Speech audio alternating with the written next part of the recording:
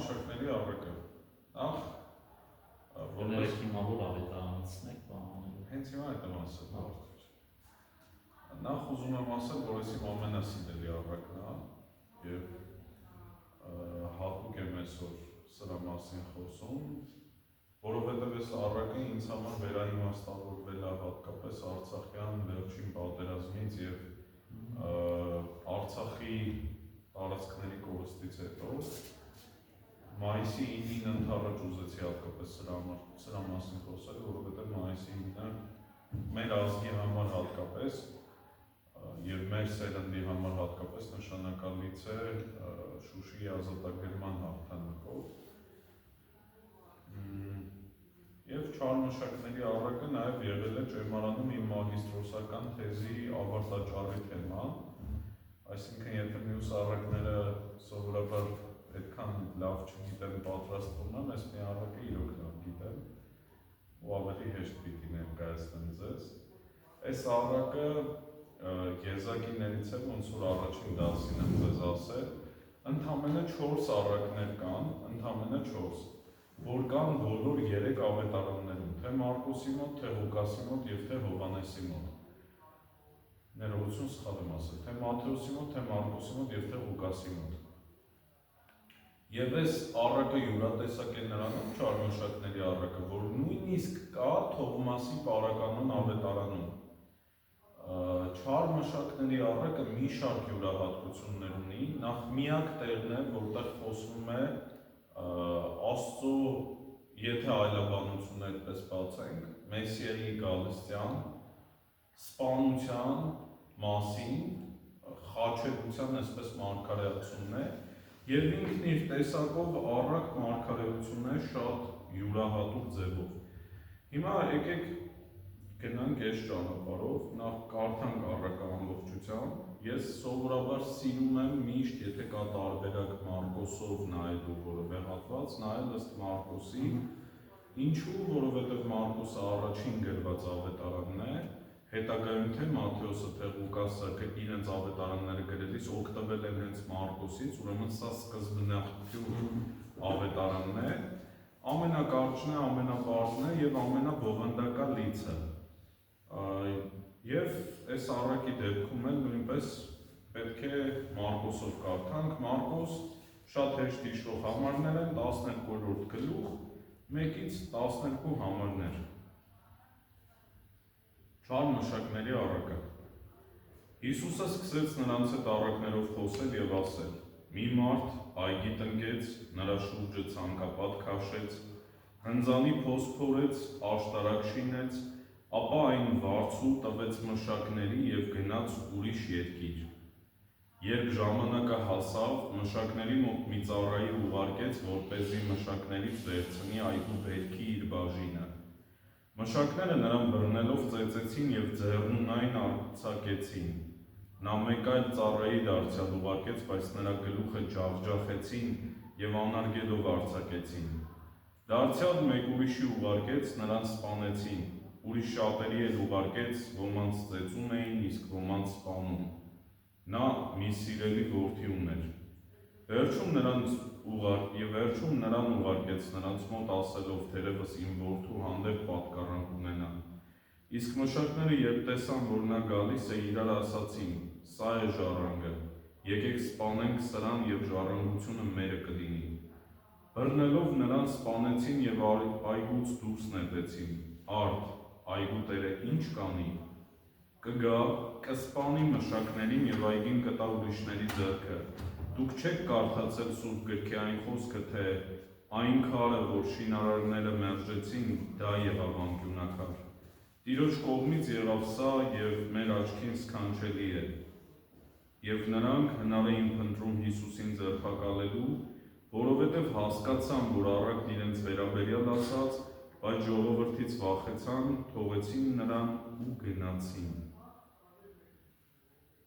Ուրեմն առակը լավագույնս ընկալելու համար Մարկոսի ավետարանում պիտի նախ հասկանանք, թե որ պահին Քրիստոսը պատմեց այս առակը։ Եթե հիշում եք, ասել եմ, որ Մարկոսը շատ չի գրել առակներ, իրականում Մարկոսի ավետարանում շատ քիչ առակներ կան, Եվ դրանք հիմնականում տեղ են գտել 4-րդ գլխում Մարկոսի։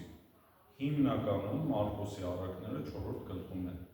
Եվ սա եզակի բացառություն առակ է, որ զետեղված է 12-րդ գլխում։ Որպեսզի պատկերացնեք, այս ժամանակահատվածը Մարկոսը սկսում է նկարագրել Հիսուսի մուտքը Երուսաղեմ, որ Հիսուսը մտավ Երուսաղեմ, եկավ տաճար, տեսավ դումայափոխներին, բարկացավ, մտրակը վերցրեց ձեռքը,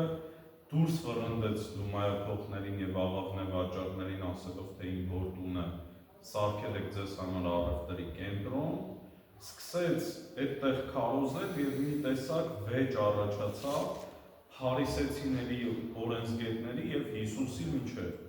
Եվ իրեն իշխանության մասին հարց տվեցին, ասելով թե դու ինչ իշխանությամբ ես սա անում։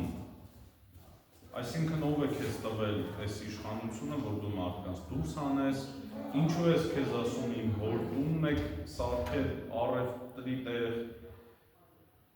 Եվ այս մեղադրանքներին ի պատասխան եւ այդ հարցադրմանը, թե ինչ իշխանությամբ ես անում, Հիսուսը պատմում է առակ։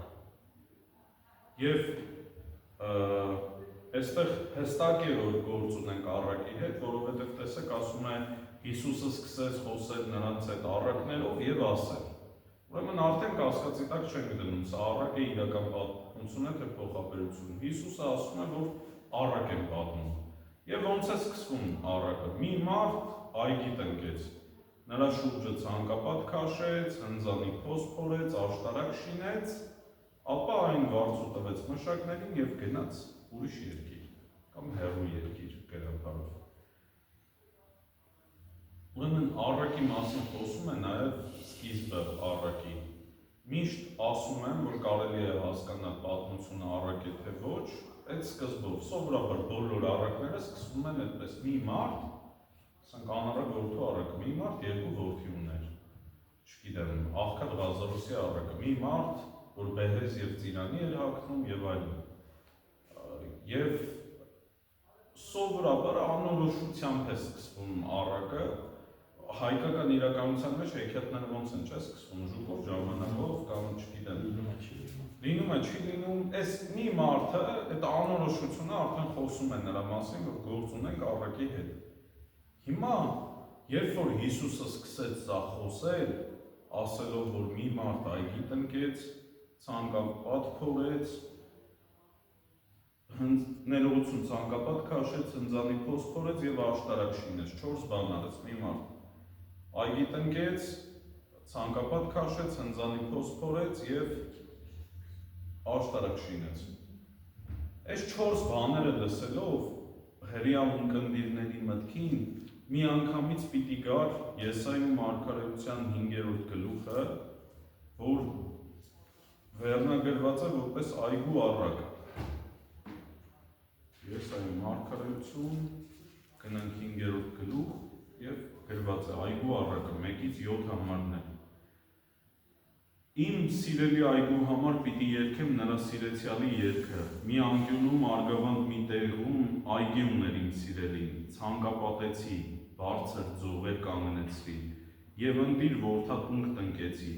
աշտարակ շինեցի նրա մեջ, նաեւ հնձան փորեցի այնտեղ եւ սպասեցի, որ խաղող բերի, բայց փուշ բերեց։ Այս ընդամենը 2 համար կարդացի, բայց տեսակ բոլոր այս նույն բաները այստեղ կար, որ արգավանդ մի տեղում այգի կար, ցանկապատած էր, հնձանի փոս կար եւ աշտարակ շինվեց այդտեղ։ Ուրեմն յուրաքանչյուր մարդ, որ այդտեղ ներկա էր հրեաներից, երբ որ Հիսուսը սկսեց այս առակը, իրենք վստահաբար, քանի որ հրեաները անգիր գիտեին ի տարբերություն մեծ Սուրբ Գիրքը, իրենք մի անգամից հասկացան, որ սա այգու առակն է պատմվում Եսայի մարգարեության։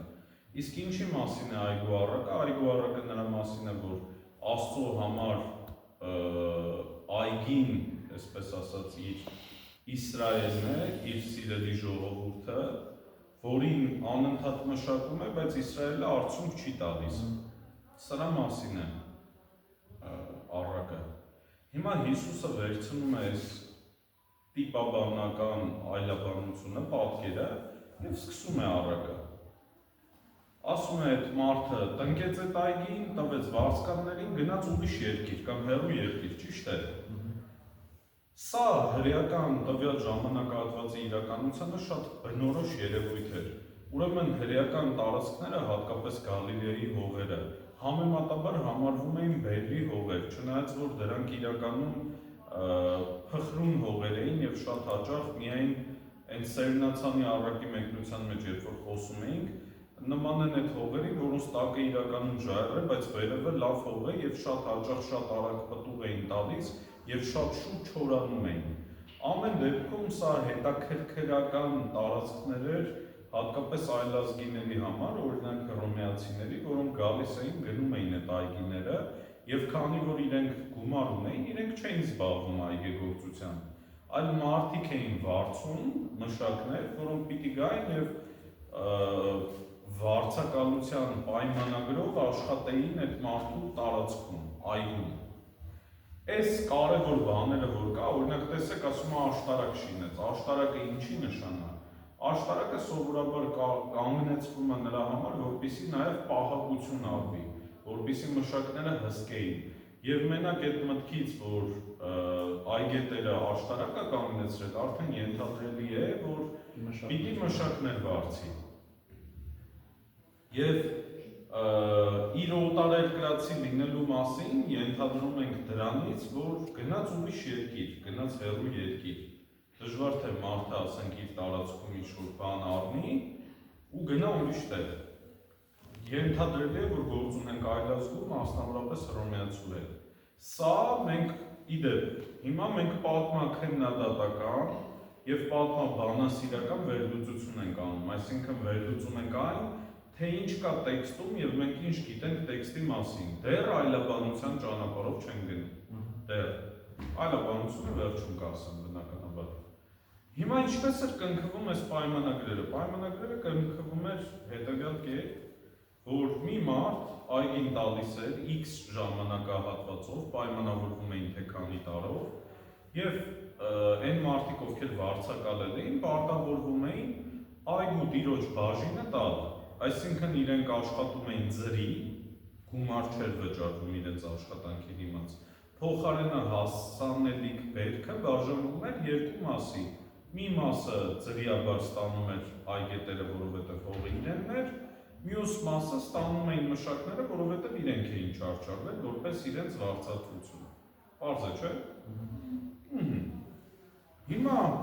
այդ մարդը տվեց այգին, գնաց ուրիշ երկիր։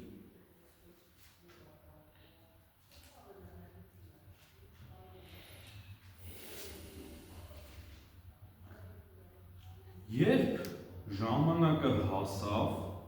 շատ կարևոր բառակապակցություն է, եւ որը կարելի է նաեւ հարցական ձևով կարդալ, երբ ժամանակը հասավ։ Երբ ժամանակը հասավ, մշակների մոտ մի ծառայի ուղարկեց, որպեսզի մշակներից վերցնի այգու բերքի իր բաժինը։ Հիմա տեսեք, ուրեմն ղևտական գրքում սահմանված է, այս պահին ափսոս գլուխը չեմ հիշում, բայց եթե կուզեք դասից հետո կնայեմ անպայման կասեմ։ Ղևտական գրքում մի առանձին գլուխ կա, որ խոսվում է այգու բերքի մասին, բերքատվության եւ ինչպես գիտեք, հрьяաների համար օրինակ իրենք հողին չէին տանջում, հողին հանգիստ էին տալիս, ճռռաքաղ չէին անում, եթե այգի էին մշակում, այգին մինչև վերջին հատիկը չէին քաղում, որովհետեւ կար այսպիսի գաղափար, որ ինչ որ մաս պիտի մնա բերքից ծառերի վրա, աղքատների համար, որբերի համար, այրիների համար, թռչունների համար, անցորդների համար, սա մեկ օրենք օրինակ այգու մասին, որ ղևտականը սահմանում է։ Երկրորդ օրենքն այն է, որ հողը եթե 7 տարի անընդմեջ մշակես, պիտի առնվազն մի տարի հանգիստ տաս, բերք չքաղես, որպեսզի հողը վերականգնի իր ուժը, վերականգնի իր կարողությունները։ Եվ եւս մի օրենք կար այնտեղ, որը մեր առաքին օգուտ կտա հասկանալու համար, ըստ որի, եթե որևէ մեկը ուներ այգի եւ հատկապես խաղողի այգի, այդ այգու բերքը կարելի է քաղել միայն 5 տարի հետո, միայն։ Ես ճիշտ անցած չգիտեմ, թե այգու բերքը քանի տարում բերք կտա, եթե ներողություն խաղողի այգին քանի տարի վեր կտա, բայց հստակ Սուրբ գրքում գրված է, որ 4-րդ տարվա բերքը պատկանում էր Աստծուն եւ իրենք հատուկ նշաններ էին անում, կամ կավիճով, կամ ասենք կավով, գրում էին այգու վրա, որևէ ձև, կամ պարսպին էին գրում, կամ ծառների վրա, գրում էին այս այգին սուրբ է, այդ մեկ տարին, 4-րդ տարին, որ այս տարվա բերքը պատկանում է Աստծուն, որևէ մեկը չմտնի, չգողանա, չուտի, որովհետև եթե քաղեին ու ուտեին, պիղծ էին համարվելու։ Եվ միայն 5-րդ տարին է, որ մարդը կարող էր արդեն իր այգուց իր բերքը քաղել։ Շատ հետաքրքիր ձև ունի, եւ հիմա երբ այստեղ գրված է, երբ ժամանակը հասավ, ոմանք այստեղ ուզում են ինչ-որ վաղճանաբանական բան տեսնել, ասենք դատաստան եւ այլն, որովհետեւ առաջին միտքը որ գալիս է, այդ մարդը, որ այգին տնկեց Աստված է, չէ, տնկեց, տվեց մարդկանց պայմանականորեն որպես տնտեսներ է թողել, հեռացավ, ուրեմն վաղճանաբանորեն դատաստանի ժամանակ է իր բաժինը պահանջում, բայց այս թեզը առնվազն այսպես ենթակա է շատ խիստ քննադատության, որովհետև դեռ որդին չի եկել, ուրեմն խոսք չի կարող լինել դատաստանի մասին, հետևաբար այստեղ այս երբ ժամանակը հասավ արտահայտությունը վաղճանաբանական նշանակություն չի կարող ունենալ,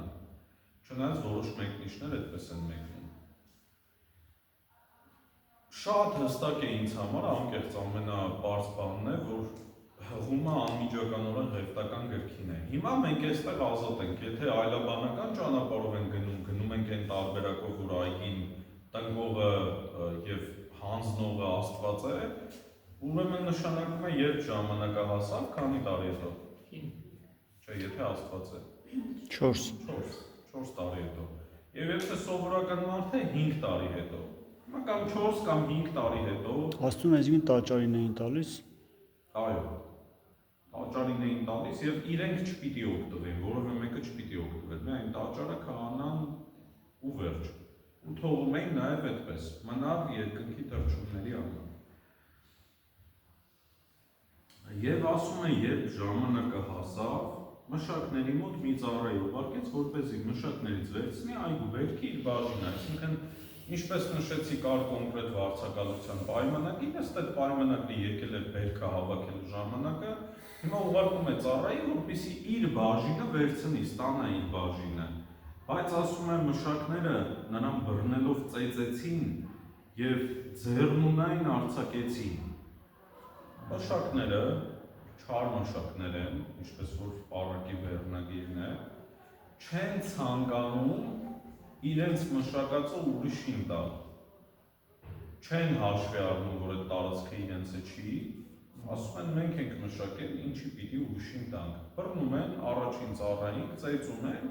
ձեռնունայն, դատարկաձեռն հետ են ուղարկում, ասում են մենք քեզ բաժին չենք տալու։ Գնում է տիրոջ մոտ, պատմում է, որ չկարողացա վերցնել, ասում են նա մեկ այլ ծառայի դարձյալ ուղարկեց, բայց նրա գլուխը ջախջախեցին եւ անարգելով արձակեցին։ Տերը ենթադրաբար մտածում է, ասում է գուցե այս ծառան այնպես չի կարողացել խնդիրը ձևակերպել, որ վերցնի ստանա մեր բաժինը, գուցե ավելի լուրջ մեկին ուղարկենք եւ մեր գործը հաջողությամբ անցնի, ուրիշին ուղարկենք։ Ուրիշին են ուղարկում, այս մեկին էլ տեսնում են գլուխը ջախջախում են եւ անարգելով արձակում են։ Ուրեմն գլուխը ջախջախել արտահայտությունը շատ հետաքրքրական է։ Հրեաների մոտ պատժի քարկոծման երկու տարբերակ կար։ Երբ որ որևէ մեկին ուզում էին պատժել, քարկոծմամբ 4 եղանակ ունեին մարդուն տանջելու կամ պատժելու, մեկը քարկոծությունն է, քարկոծությունն էլ իր հերթին երկու ձևով էր արվում։ Ամենադաժան ձևն այն էր, եւ սա հրեական դատական համակարգում շատ կարևոր դեր էր խաղում։ Որ օրինակ, եթե որևէ մեկը գնում էր երկրորդ մարդու մասին վկայություն տալու եւ ամբաստանելու, եւ եթե այդ մարդը մեղավոր էր ճանաչում, դատը պիտի իրականացնել այն մարդը, ով վկայություն էր տվել։ Այսինքն սրանով բացառում էին այն տարբերակը, որ որևէ մեկը կգնա, ասենք կկարշավի կամ հանիրավի ինչ-որ մեկի մասին սուտ վկայություն կտա, որովհետև վերջում պիտի նայի այդ մարդու աչքերի մեջ եւ դու դատաստանը իրականացնեին։ Եվ սովորաբար այդ դատաստանը կարող էր լինել կամ մեկ քարկոծությամբ, մարդուն մի փոս էին փորում, պարկեստում էին փոսի մեջ, եւ մի մեծ քար էին տալիս այդ գլխավոր վկայի ձեռքին, ասում էին այնպես պիտի գցես, որ սրտին կպնի միանգամից մահանա։ Կամ երկրորդ տարբերակը, որ մեզ ավելի հայտնի է Սուրբ գրքից, մասնավորապես հանդիպում է Հովհաննեսի ավետարանի 8-րդ գլխում, շնացող կնոջ դրվագում, երբ որ Հիսուսը գալիս է, տեսնում է մարդիկ քարերը վերցրել են, պատրաստվում են մի բողնիկ կնոջ քարկոծել։ Եվ ինչ է ասում է ձեզնից ով անմերն է, թող նա առաջինը քարը նետի։ Ուրեմն երկրորդ դատաստանի քարկոծման տեսակը հանրային քարկոծումն է, երբ որ ամեն մարդ կարող էր գալ իր ձեռքով քարը վերցնել եւ խփել այդ մարդուն։ Այստեղ էական ու սկզբունքային կետն այն է, որ հрьяաները դատավճիռը իրականացնում էին ուրիշների ձեռքով, մարդկանց ձեռքով էին մարդուն բաժնում։ Պատկերացնում եք։ Եվ հիմա, երբ որ ասում է այստեղ գլուխը ջախջախեցին, ենթադրելի է, որ տարբերակն են օգտագործել, առաջին թե երկրորդ։ Երկրորդ բնականաբար, մանր քարերով խփել են գլխին, ջախջախել են, մինչև որ հավանաբար մահամերձ անարգված արձակել են իրեն։ Այստեղ ի դեպ որոշ մեկնիչներ, ովքեր գնում են այլաբանության, մեկնության ճանապարհով, որ գործ ունենք Աստծո հետ, այգին Իսրայելն է, ասում են, որ այս մարդը երկրորդ ծառայում գլուխը ջախջախեցին, խոսքը հավանաբար պիտի լինի Հովհաննես Մկրտչի մասին, այն առումով, որ Հովհաննես Մկրտչին, ինչպես գիտեք, գլխատել են, ու գլխի հետ կապված այդ ասոցիացիայով ասում են, որ կարող է Հովհաննես Մկրտիչը լինել։ Հիմա գնանք վերջում եւ կփորձեմ պատմաքննադատական մոտեցումը այսպես ամփոփել, թե որտեղից ուր է հասնում եւ այլաբանականը։ Հիմա այս ծառան էլ անարգված վերադարձնում է եւ Տերը ասում է դարձյալ մեկ ուրիշի ուղարկեց, նրան էլ սպանեցին։ Հիմա կարող է տրամաբանական հարց առաջանալ, թե այս մարդը ինչի է ձգտում, ասենք, ինչու է այդքան մարդկանց ուղարկում, ի վերջո չի տեսնում, որ չեն կարողանում խլել, չեն կարողանում վերցնել, չեն կարողանում ստանալ իրենց բաժին հասնող մասը բերքի։ Այլաբանական մեկնիչները սովորաբար ասում են, որ այս առակը եւ այդքան ծառաների ուղարկումը միտված է ցույց տալու Աստծո մեծ համբերությունը չարագործ մարդկանց հանդեպ, թե Աստված ինչքան համբերատար է այն մարդկանց հանդեպ, ովքեր ճիշտ չեն վարվում իր նկատմամբ։ Այս մեկին էլ է ուղարկում հուսով մտածելով, որ գուցե նախորդ երկուսն են ինչ-որ ծախողել, ինչ-որ անձնային գործոն է եղել, եւ այս երրորդն էլ երբ որ գնում է, երրորդին էլ սպանում է, եւ Մարկոսը, միայն Մարկոսը այստեղ էս ընդհանրացում ունի, մյուսները չունեն։ Մարկոսը ասում է դարձյալ ուրիշ շատերի էլ ուղարկեց, ոմանց ծեծում էին, ոմանց սպանում։ Սա Մատթեոսն ու Ղուկասը չունեն։ Մեկնիչները ասում են, որ Մարկոսի այս ընդհանրացումը նրա համար է, որ քանի որ առակը այնուամենայնիվ այլաբանական մեկնության պիտի որ ենթարկվի ավանդական տարբերակով, սրանով Մարկոս ուզում է ցույց տալ, որ Աստված Իսրայելին, այն Իսրայելին, որ Աբրահամով խոստում էր տվել, չէ, Աբրահամին խոստացել էր, ասել էր քո սերունդներին պիտի բազմացնեմ երկնքի աստղերի եւ ծովի ավազի չափ, եւ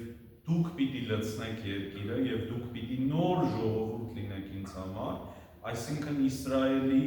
կայացման խոստումը ըստ էության տրվել էր Աբրահամին եւ այդ Իսրայելը, որ պիտի Աստծո ժողովուրդը լիներ, Աստված տարբեր կերպերով փորձում էր Իսրայելին իր ժողովրդին դարձնել իրեն, տարբեր մարդկանց ուղարկելով, մարգարեների ուղարկելով, առաջին շրջանի մարգարեների, վերջին շրջանի մեծ մարգարեների, փոքր մարգարեների, մինչև Հովհաննես Մկրտիչ եւ մինչև իր սիրելի որդի տարբեր մարդկանց միջոցով փորձեց իր ժողովրդին Իսրայելին հասկացնել, թե ինչ է ակնկալում իրենցից, այդ ինչ բերք պիտի տան, բայց այնուամենայնիվ ապարդյուն եւ ասում է, որ նա մի սիրելի որդի ուներ։ Վերջում նրան ուղարկեց նրանց մոտ ասելով, թերևս իմ որդու հանդեպ պատկառանք ունենան։ Իսկ մշակները երբ տեսան, որ նա գալիս է, իրար ասացին, սա է ժառանգը, եկեք սպանենք սրան և ժառանգությունը մերը կլինի։ Բռնելով նրան սպանեցին և այգուց դուրս նետեցին։ Առակը այստեղ է վերջանում, պատմականորեն։ Հիմա տեսեք, ասում է նա մի որդի ուներ։ Այս որ պատմությանն է հիշեցնում։ Աբրահամի պատմության մի քիչ առաջ հենց Աբրահամի անունն էի տալիս, որ Աբրահամը մի որդի ուներ, այդտեղ եբրայերենում կիրառվում է յախիդ բառը, որ երեք իմաստով կարող է թարգմանվել՝ միակ, միամորիկ, այսպես եւ սիրելի։ Եվ օրինակ մեկնիշներ կան, շատ սիրուն են այդ բառը խաղանում, որ ասում են, երբ որ Աստված Աբրահամին ասում է քո յախիդ որդուն պիտի զոհաբերես, հիշում եք, չէ՞, Աբրահամը երկու որդի ուներ այդ ժամանակ, Իսմայելը եւ Իսահակը։ Ասում է Իսմայելին, ասում է ես ասացի քո այդ միակ որդուն պիտի զոհաբերես, ասում է նա իր նոր միակ որդին է։ Աստված ասում է չէ, ասում է քո սիրելի որդուն եւ ի վերջո տեղ չի մնում խուսափելու, որ խոսքը Իսահակի մասն է, իհարկե սա գեղարվեստական միդրաշիկ մեկնությունների ժանրին է պատկանում, բայց այստեղ երբ որ շեշտվում է, որ նա մի որդի ուներ, սա իրոք հղում է Իսահակին։ Եվ այստեղ ուզում է ցույց տալ եւ սաստկացնել հետո որդու սպանության պատմությունը, որովհետեւ միակ որդին էր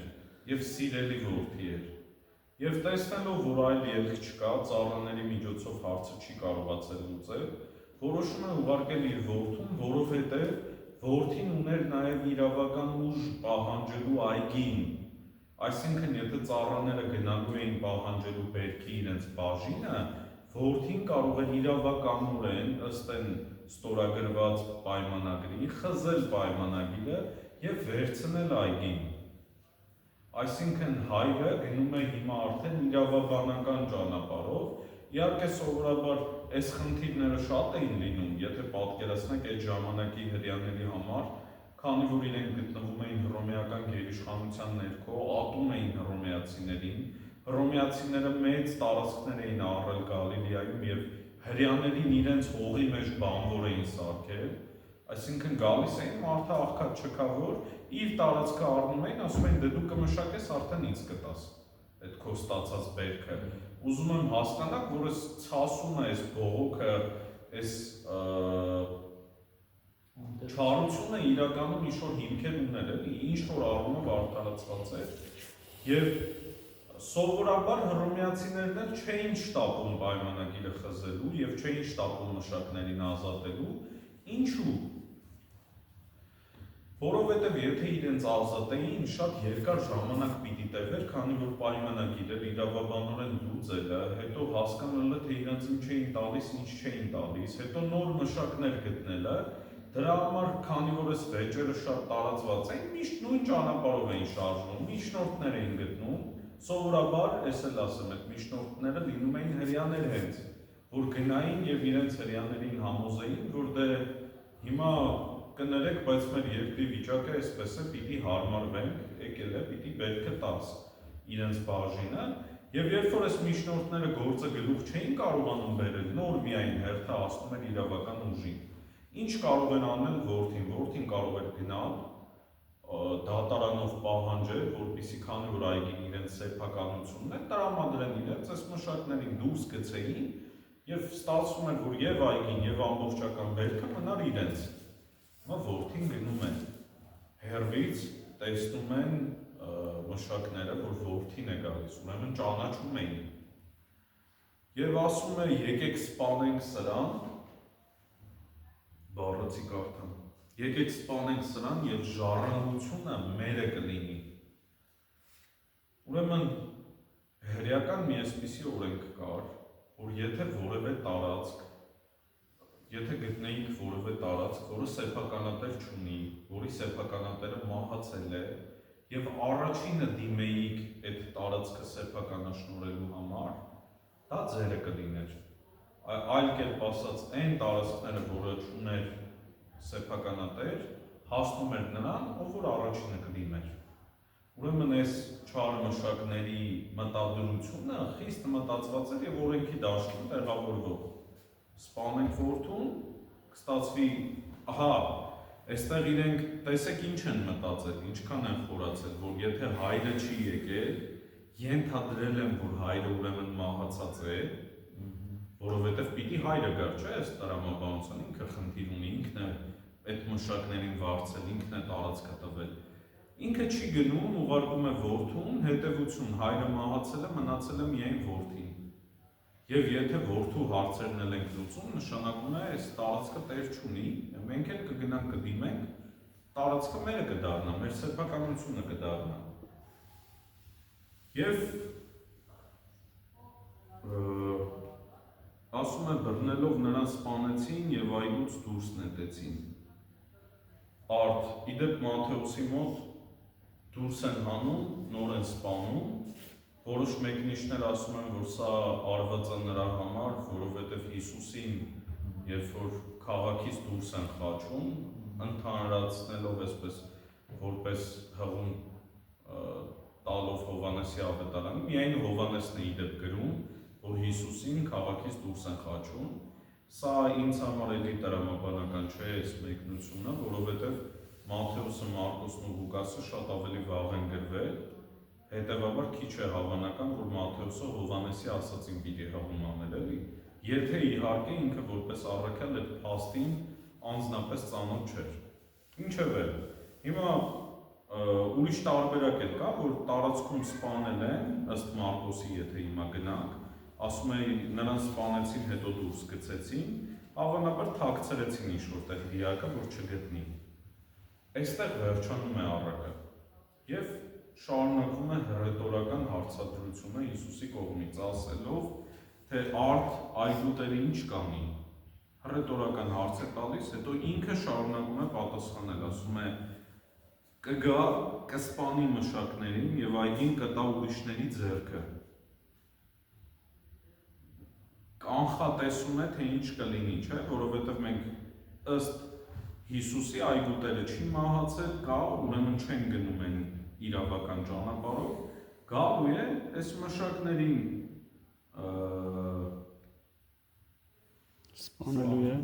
սպանելու է եւ այգին տալու է ուրիշների, ավելի լավ մշակների։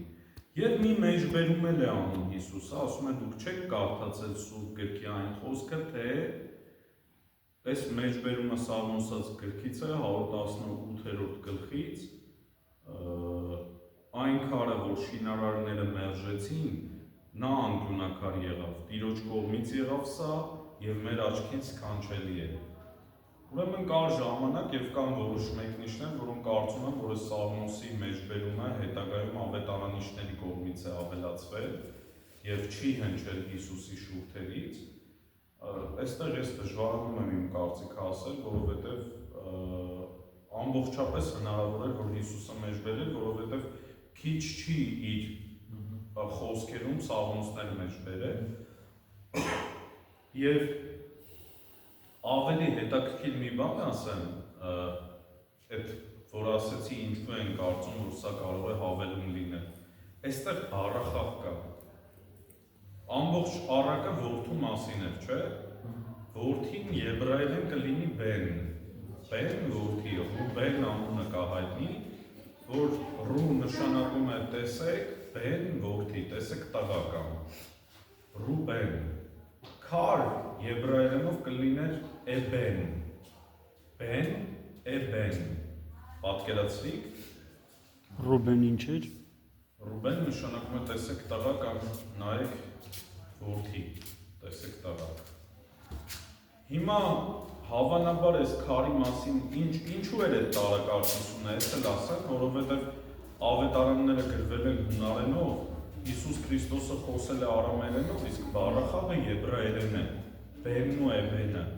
բայց այնուամենայնիվ, եթե արամերենով էլ ասել Հիսուս, այս բառախաղը ընկալելի կլիներ լսարանին, այլ կերպ ասած, Հիսուսը ասում է այն որդին, որը անարգվեց, նա եղավ կենտրոնական դերում, նա եղավ անկյունակար, Կա այդպիսի մի բան, պատմություն հետաքրքիր, որ Հովսեփոս Ֆլավիոսն է պահպանել, գրի առել, ասում է, երբ որ հրեաներին պաշարել էին եւ ռմբակոծում էին, ինչ որ մեկը, որը հատուկ աշտարակի վրա էր կանգնած, չէր գոռում քարը եկավ, գոռում էր որդին գալիս է։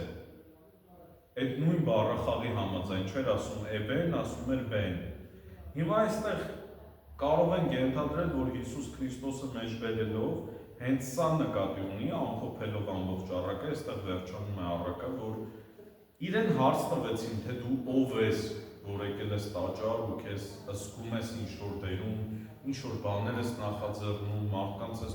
դուրս վռնդում, ինչ իշխանությամբ ես սա անում, եւ Հիսուսը իր իշխանությանը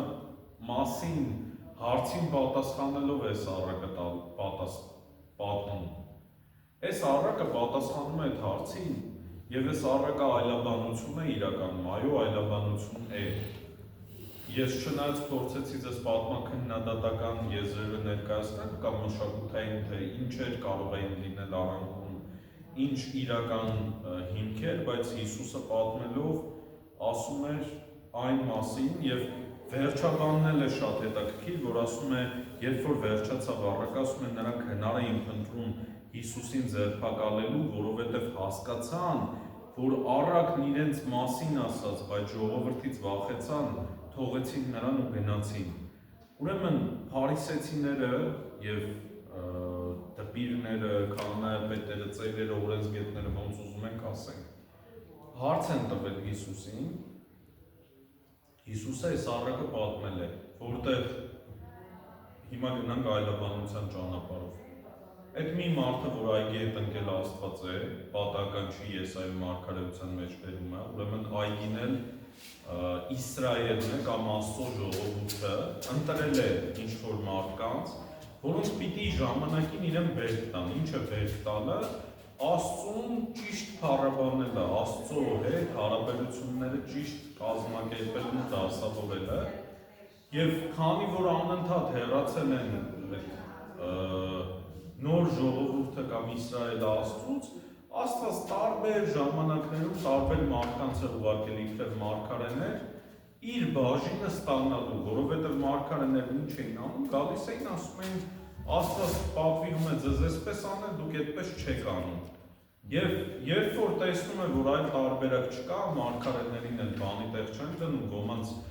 իրոք բազմաթիվ մարգարեների եւ քարտոծում էին, եւ ծեծում էին, եւ ոմանց նաեւ սպանում էին։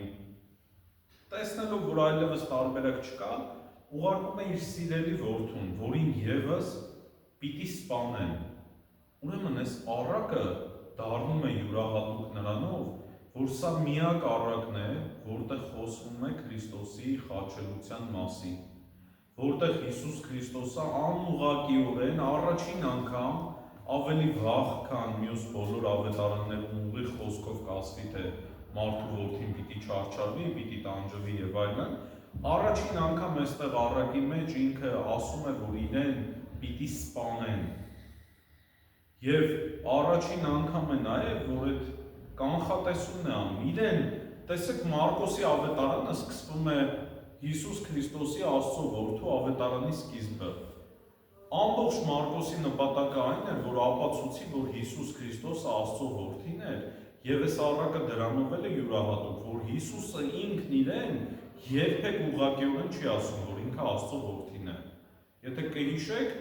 տարբեր տեղերում տարբեր բառեր է օգտագործում, ամենահայտնին մարդու որդին է, որ արամերեն դարձվածք է, վառնաշա, որ օգտագործում էին նաև սովորական մարդկանց ասելու համար, այսինքն պատահական մեկին կարելի էր ասել մարդու որդի, ոնց որ մենք փողոցում մեկին տեսնում ենք, ասում ենք, ես ինչի տղեն է, չասենք, չգիտեմ, մեր Արմանը Ժորրայի տղան է, շատ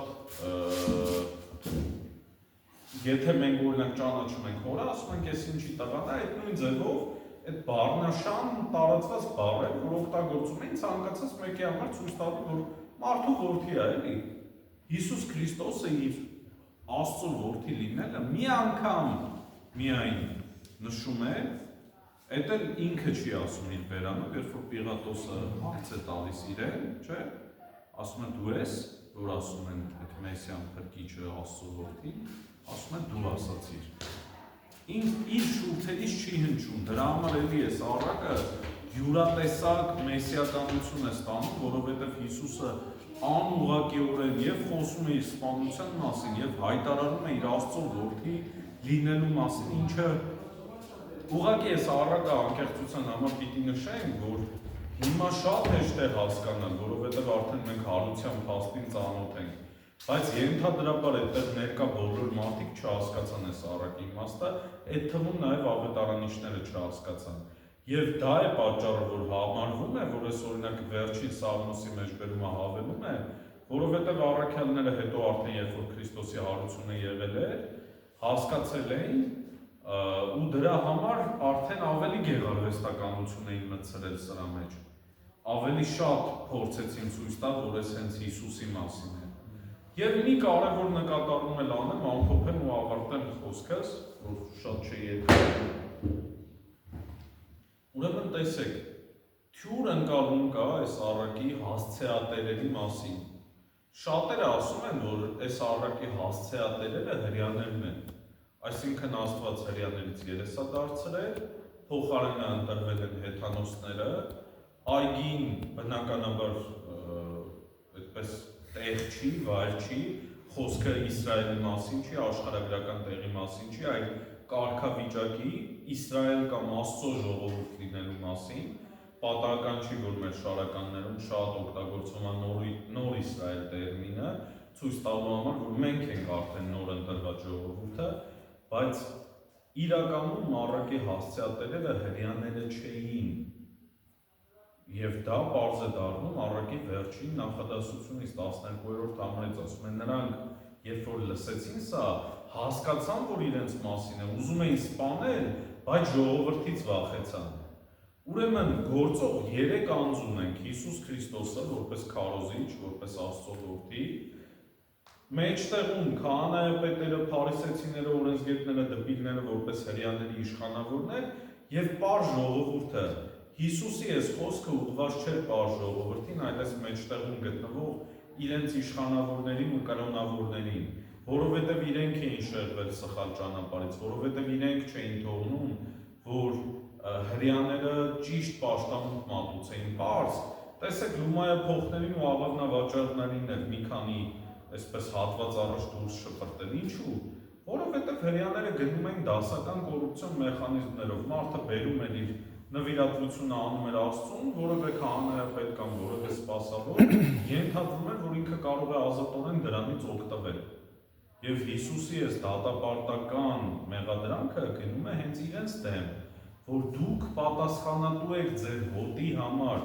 դուք պատասխանատու եք այս մարդկանց համար, ովքեր այստեղ կապված են։ Եվ մի կարևոր եզրահանգում է, որ նոր Իսրայելը, որ պիտի ձևավորվի, կամ այդ ում որ նոր պիտի տա այդ տարածքը, ազգային պատկանելությամբ չի որոշվելու։ Այսինքն հրյա կլինի, հեթանոս կլինի, հայ կլինի, թե ֆրանսիացի կլինի, ազգությունը այլևս կարևոր չի, կարևոր է Քրիստոսին հետևելը, կարևոր է ճիշտ ժամանակին բերք տալը։ Ուրեմն սա էլ առակի երկրորդ թյուրըմբռնումն է, որ շատ հաճախ սխալմամբ ասում են դե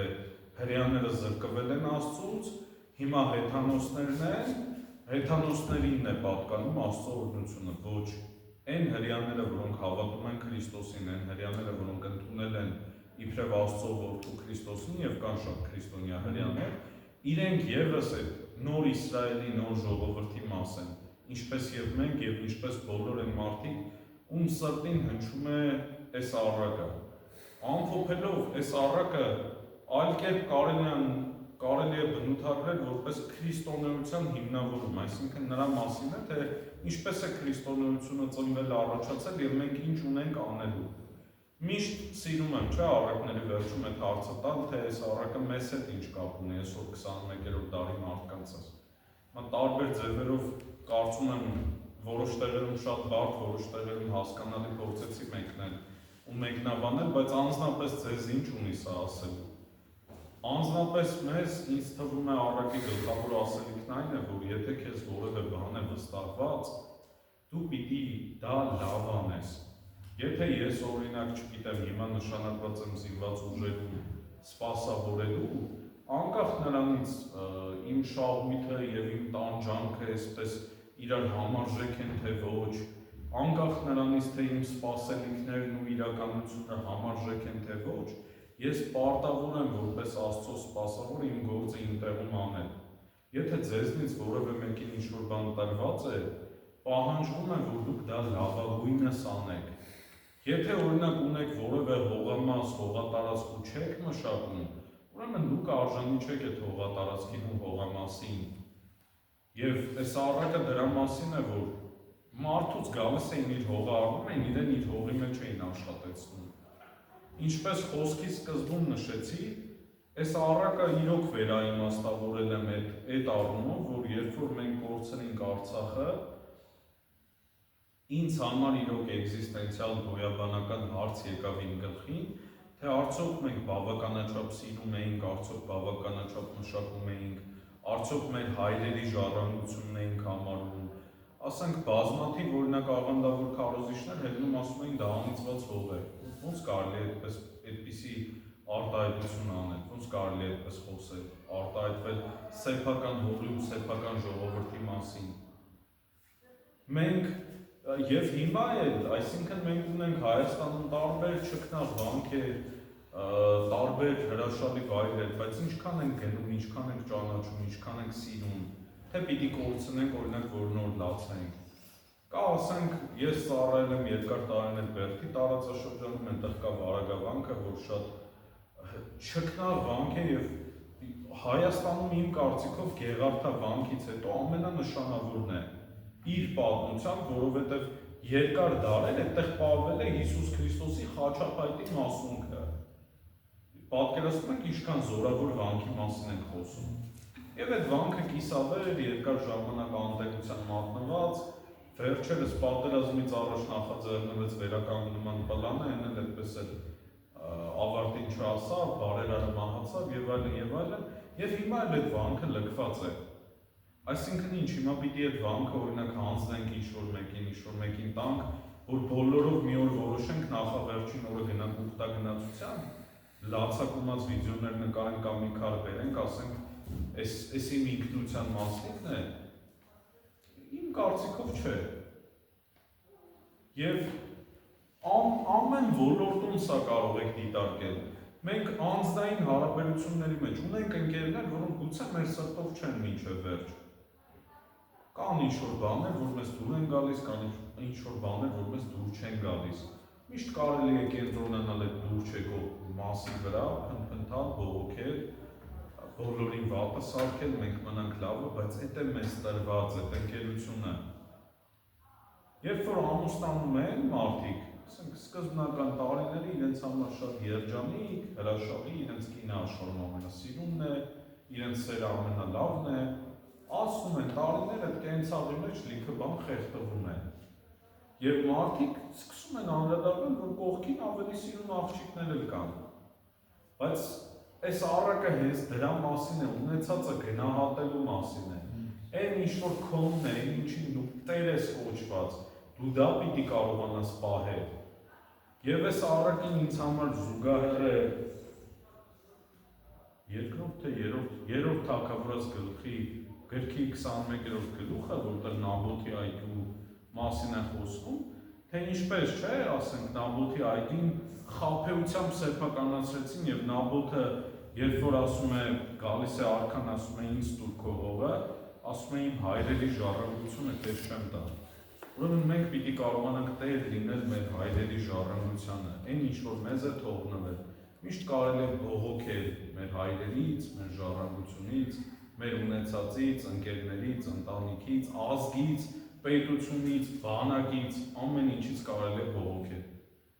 Բայց հարցը հետևյալն է, թե մենք ինչ պտուղ ենք տալիս, Աստված մեզնից ինչ է սպասում։ Ինչ շնորհ որ ձեզ տվել է, սպասում եմ, որ այդ ձեր շնորհը դուք կիրառեք։ Լավ եք երգում, պիտի շատ լավ երգեք, պիտի նաև հոգևոր երգերի հետ լավ եք նկարում, պիտի արվեստի գործեր ստեղծեք, քանդակագործ եք, պիտի այդտեղ ընտանաք։ Մեր կյանքը չպիտի դառնա, ասենք, ինչ-որ պայքար ուղղակի փողի համար, ասենք, չգիտեմ, բոլորս գնանք ինչ-որ բաներ անենք, ուղղակի փող ստեղծելու համար։ Պիտի դուրս գանք սպառողի դերից եւ գանք ստեղծողի կարգավիճակին, ինչին մեզ կոչում է Տերը։ Եվ ամփոփելով այս առակը ամեն մեկիս համար արդեն անձնապես դուրս գալով այդ ընդհանուր Աստծո ժողովուրդ լինելու մտքից, ամեն մեկիս անձնապես մի օր հարց է տալու, թե մենք մեր բերքը ժամանակին տվել ենք, թե ոչ։ Երբ որ կկանգնենք դատաստանի առաջ եւ դրանից առաջ լավ կլինի, որ մենք կարողանանք իրոք արժանի այնպիսի գործերով ընթանանք, որ իրոք առաջ պարզ ճակատով կանգնելու հնարավորություն ունենանք։ Անկեղծ շատ ավելի շատ բաներ ունեի ասելու, ես առակը, ինչպես ասացի, տարբերություն ուրիշների շատ լավ եմ տիրապետում, բայց սահմանափակվենք այսքանով, շնորհակալություն ուշադրության համար, ես 5 րոպե կամ 7 րոպե չարաշահել եմ։ Հիմա հարցերը, համեցեք, ինչ է անում ինքը հայրենիքի համար։ Գնում ես մարդկանց տները, ասենք, որոշ թաղամասերում, այնց պարիսպներ են սարքել, այնքան ջող, այնքան մեծ իրենց փոքրիկ տների համար, փոխանակ իրենց հայրենիքի պարիսպները սարքեն, որ այդ սահմանները ամուր լիներ։ Չէ՞ որ եթե քո սահմանները ամուր լինի, քո տան դուռը կարաս բաց է քնես։ Ես միշտ իմ տան դուռը բաց եմ քնում։ Մտածելով, որ եթե մարդը պետքա գա արդեն հասնի իմ տանը, էլի զուր այդ դուռը փակ պահել է, էլի։ Մինչև ինձ հաստատ էլի մարդիկ կային։ Այսինքն սա պիտի կոչ լինի մեր ազգի համար, դուրս գալու այդ անձնական շահերի թմբիրից, գնալու հանունի, ոչ թե համարի գաղափարին։ Այսօր մենք ամեն մեկս մեր համար ենք ապրում, ոնց անեմ, որ լավ տուն ունենամ, լավ մեքենա ունենամ, լավ աշխատավարձ ունենամ, ինձ լավը լինի, մնացածը հեչ։ Հիմա քանիսն են մտածում բանակի մասին, թե պետքա պատերազմ լինի, մի երկու հատ էլ կամերա ավելանա, որ նստեն առավոտից իրիկուն կամուֆլյաժից եսի ինչ գործեն, իսկ հիմա այդ պետք չի։ Պատերազմի ժամանակ անկեղծ ավելի պետք չի, քան հիմա, էլի, հիմա երևի ավելի կարևոր է։ Էս է մեր խնդիրը, որ մենք ամեն ինչ անում ենք ուշացած, մենք ամեն ինչ անում ենք մեր համար։ Մարդիկ նայում են, ասում են, դա արցախցին թող կռվի Արցախի համար։ Այսինքն ոնց։ Այդ ախր նույն ես հիմա անկեղծ ընդհանրապես քաղաքականացնելու նպատակ չունեմ, ես երբ որ անցնում էի հայոց պատմություն, իմ ամենաատելի առարկան է եղել դպրոցում, որովհետև ես չէի հասկանում ոնց կարող է սենց լինի, այսինքն ես կարդում էի ցեղասպանությունը, ասում են իրանց մեջ մի հատ տղամարդ չի եղել, որ ասեն կանգնի, ասի ես ինչ ես անում։ Երբ որ կարդում էի այն Վանի, Սասունի եւ այլ ինքնապաշտպանական մարտերը, ասում էի չէր կարելի օրինակ երկու տեղով իրար միանալ։ Նույնը եղավ մեր աչքի առաջ, նույնի մասնակիցը եղա ես։ Եվ հիմա չեմ կարող նկարագրեմ ինչքան խորը սրտի ցավ ունեմ, ինչքան անուժելի վերք ունեմ, որ մեզ կտակվել է հաղթանակ ու ես իմ երեխուն կտակելու եմ պարտություն։ Ու այսօրվա այդ քաղաքականությունը, որ խաղաղություն լինի, դա նշանակում է, որ ես այդ խնդիրը թողում եմ իմ երեխու վզին, ես չեմ լուծում։ Ես դրան համաձայն չեմ։ Եվ իմ ասածը ընդհանրապես ռևանշիզմի մասին չի, իմ ասածը ազգ դառնալու մասին է։ Եվ ազգ դառնալու համար կարևոր է հաղթանակ ունենալը։ Լուրջ վերլուծաբաններ կան, որոնք ասում են, այ հիմա այս հաղթանակից հետո նոր Ադրբեջանը ազգ է դառնում, որովհետև իրանք ազգովի միացան մի գաղափարի համար եւ հասան այդտեղ։ Իսկ մենք ինչ ենք անում, մենք ասում ենք, այս ինչը Պողոսյանն է, այս ինչը Ապողոսյանն է, այս ինչը Կեփասյանն է, այս ինչը Քրիստոսյանն է, ու չկա գաղափար։ Չկա գաղափար, որի շուրջ կարելի է միավորվել։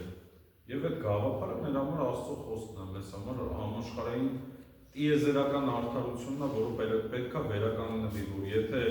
մարդը միտեղ ծնվել, մեծացել, ապրել ու այդ իրա տունն է, այդ պետք է իրանը մնա։ Այս պետք է լինի, Արթուր ջան, ուղղակի հիմա խոսում ենք բանի մասին, որ իրականում իմ քո ամեն մեկի ուժերից վերահանել, էլի, իս պետք է մեծ պետական մասշտաբների լինի։ Նույնիսկ չեմ կարծում, որ եկեղեցին կարող է սարսափի։ Համեցեք Սուրեն ջան։ Եթե անում